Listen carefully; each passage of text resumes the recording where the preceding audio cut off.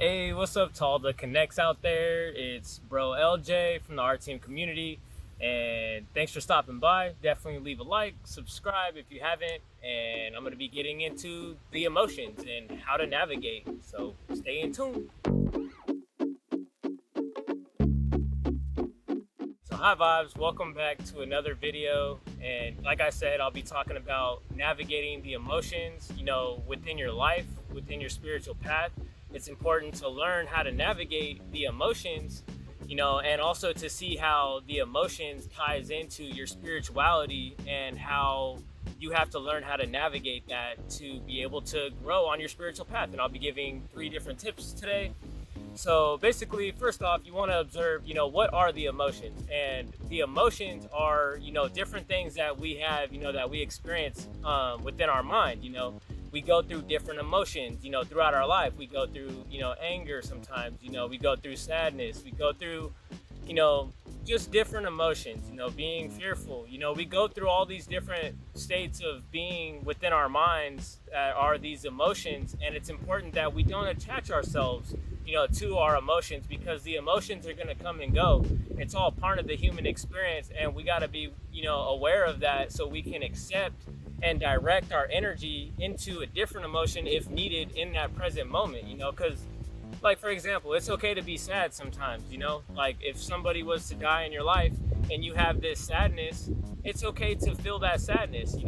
It's just you have to, after that sadness is come and gone, it's time to shift into a higher vibration, out of that sadness and into being happy. Because, this experience is temporary. These emotions that we have, they're temporary. And it's important that we don't get caught up in our emotions with our ego, because a lot of times people will get triggered, and I made a video on my personal YouTube channel. I'll leave a link in the description so you can check that out. And I was talking about different triggers, with the emotions, and how people will go into their emotions with their ego's perspective and not their spiritual perspective to be able to navigate those emotions. So, today's video, the 3 tips that I want to give, tip number 1 is, basically when you're dealing with your emotions on your spiritual path, in your day-to-day life, it's important that you take a step back, get some soul, and just breathe, get out and just focus on your breath. Even in that present moment when you're having those high intensity emotions come up, like let's say you start feeling angry, someone maybe triggered you on the outside to feel anger, right?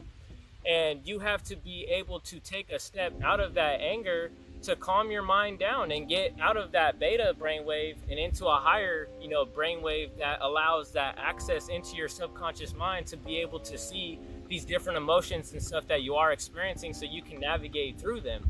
And by taking a step back and just, breathing and breathe, because when you're angry, for an example, when you're dealing with that type of emotion, people are like, they're huffing and puffing, and they're in their mind, they're really thinking on that anger, and they'll act on that anger if they don't take a step back and to just observe that anger, to be able to transmute it and to let it go and let it become something positive, because it's okay, to be angry sometimes. But you don't want to fight anger with anger. You might have to take a step back, relax your mind, and then go into that situation to talk with this person or whatever the case may be with that emotion, that you're having, or with yourself, whatever the case may be. You might need to take that deep breath, just observe that, being able to take that step back to observe your mind and the different emotions that you are experiencing in that moment. So tip number 2, is going to be basically meditating. You want to be tapping into that meditative state, while you're going through these experiences. And that's why meditation is so key on your spiritual path, because it allows you to have that meditative state, that you had in your, when you're laying down and meditating or sitting and meditating. It allows you to have that inner peace, within yourself, to have that in your day-to-day experience, so you can bring that meditative, energy with you in your day-to-day experience when you're navigating the certain emotions and stuff that come up. Because if you're in that meditative state, you'll be able to take yourself out of those emotions, out of the mind, and get back in tune with your spirit, which is, in tune with the right arrangement of the Trinity. Because a lot of times, people will get carried away with their emotions, and they'll go, into their ego, into the mind and the body aspect of things. And, that's what the emotions can do if you're not aware of your spiritual connection, that you have, and how the spirit, it connects to our emotions. And we have to be able to, see that, to be able to navigate it, and to be, meditative, in that meditative state. And accessing these higher brainwaves will help you do that, because a lot of people, in waking society, a lot of people, they're accessing that beta brainwave. And when you can, be in that meditative state, you access these higher brainwaves, and shouts out to the MC, Astro Solstice. He actually made a spirituality and brainwaves lecture. If you have not checked that out, I definitely recommend that. I'll leave a link in the description to reaching out to him, his email and stuff, so you can get that, because it really goes deeper into how the brainwaves and these deeper, access points can lead up to more spiritual growth and wisdom on our paths that we can use to help us navigate, the present moment when we are navigating life and going through these different emotions and stuff, like I was saying. Because a lot of people, like I said, are in that beta brainwave, and you have to be able to shift from that brainwave. And, like I said, focusing on the breath and breathing will allow that brainwave to shift as well, because you have to be able to shift into that, more alpha and theta, delta, brainwaves at first, because those brainwaves will give you that access that you need to the subconscious mind, which will show you and reveal to you certain programs and things that might be running on your subconscious mind, so that you can take the proper steps in those moments to cleanse that out, to let certain emotions and stuff like that go, so that you can keep progressing on your spiritual path.